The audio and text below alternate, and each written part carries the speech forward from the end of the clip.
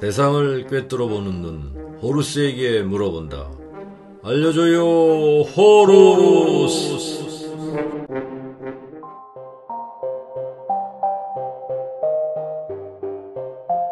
전화기는 목소리를 멀리 전달하려는 인간의 꿈을 실현시켰습니다. 소리를 담는 레코더와 이를 처리하는 앰프, 스피커가 만들어지면서 원하는 때 두고두고 음악을 즐길 수 있게 됩니다. 그리고 라디오 방송을 통해 소리가 가진 정보와 감동을 여러 사람에게 동시에 전해줄 수 있게 되었습니다. 하지만 소리를 더 선명하게 더 많은 사람들이 이용하기 위해서는 아날로그 신호의 단점인 복사와 전송에 따른 손실의 벽을 넘어야 했습니다. 그래서 소리는 컴퓨터가 처리할 수 있는 디지털 신호로 모습을 바꿉니다. 이번에는 정밀한 디지털 신호일수록 파일 크기가 더 커지는 역설에 부딪힙니다. 이때 심리음향학이 도움을 줍니다. 인간의 뇌는 듣고 싶은 것만 골라 들을 수 있는 멋진 필터를 가졌는데요. 같은 이유로 들을 필요가 없는 것은 무시합니다. 그래서 원래 소리를 100% 재현하지 않아도 음성을 이해할 수 있고 음악의 감동을 느낄 수 있습니다. 압축용 오디오 코덱을 개발하여 디지털 신호 크기를 엄청나게 줄이면서 메모리나 데이터 전송률의 한계를 극복할 수 있게 된 것입니다. 마침내 전화는 실시간 처리, 광대역 무선 전송 능력을 결합하여 멀티미디어를 즐기는 단말기로 진화하였습니다.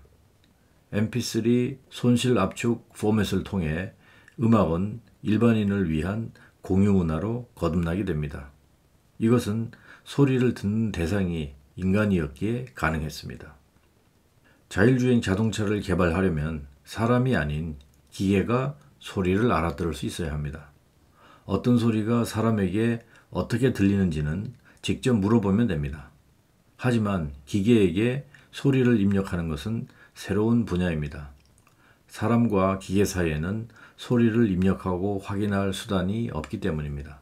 사람이 소리를 듣기 위해서는 귀와 함께 뇌의 지능이 작용해야 합니다. 말귀가 통하는 자동차란 결국 자동차가 지능을 갖고 있다는 것입니다. 먼저 자동차가 아닌 컴퓨터에 인공지능 알고리즘을 구현하여 소통을 연구하고 있습니다. 자동 번역기는 영어로 된 문자 정보나 음성을 한글로 번역하거나 말할 수 있습니다. 자동 번역 능력이 어느 수준인지는 인간이 가늠할 수 있습니다. 챗봇은 음성을 듣고 말이나 글로 반응합니다. 음성 인식은 물론 반응을 만들어내기 위해서도 인공지능이 작동해야 합니다. 튜링 테스트는 반응을 살펴서 인간이 한 반응인지 로봇의 반응인지를 구분합니다. 애플사의 시리는 장난을 거는 사용자에게도 현명하게 답을 할 줄 압니다. 자율주행 자동차와 관련된 음성인식에는 어떤 종류가 있을까요? 자동차 운행과 관련된 소리들을 살펴보면 다음과 같습니다. 차 안에서 나는 소리 중에 사람의 목소리를 구분할 수 있어야 합니다. 사람 중에는 자동차 움직임을 주도하는 사람과 승객의 목소리를 구분할 수 있어야 합니다. 외부의 소리 중에 운행과 관련된 앰뷸런스 소리, 경적 소리, 긴급한 경고음을 구분해야 합니다.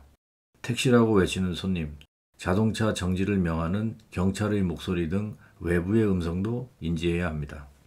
자율주행차가 알기 어려운 것 중에는 자기가 교통사고를 내었거나 연관되었는지, 그래서 차를 멈춰야 하는지와 같은 사고 처리 상황이 있습니다.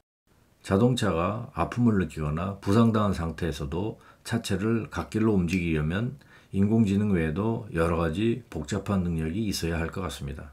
자율주행차끼리 사고 정리하고 피해자, 가해자를 가리는 일도 발생할 테니까요. 인공지능은 약한 그리고 강한 인공지능의 두 종류가 있습니다. 약한 인공지능은 인간 지능이 수행한 결과와 비슷한 결과가 나오도록 하는 것입니다.